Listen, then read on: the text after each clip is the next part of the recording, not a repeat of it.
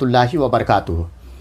जी नाज़रीन कराम, अगर कोई हमारी इस्लामी बहन या बेटियां चाहती हों कि नॉर्मल डिलीवरी हो, आसानी के साथ विलादत हो जाए, तो फिर ये अमल करें। इंशाअल्लाह इस अमल की बरकत से बड़ी ही आसानी के साथ नॉर्मल डिलीवरी हो जाएंगे इंशाअल्लाहुल अज़ीज़। तो सबसे पहले आप अस्हाबे कहफ़ का नाम पढ़ने के बाद, पानी पे दम करने के बाद 100 मरतबा पढ़ना है और पानी पे दम करना है और पीना है। इंशाअल्लाहुल अज़ीज़ बड़ी ही आसानी के साथ विलादत होंगी। तो नाज़रीन कराम, आप अस्हाबे कहफ़ का नाम बग़ौर सुने। बिस्मिल्लाहिर्रहमानिर्रहीम।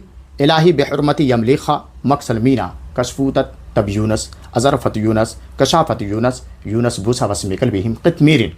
या अस्हाबे कहफ़ का नाम आप करीब के किसी भी कैलेंडर में या किसी भी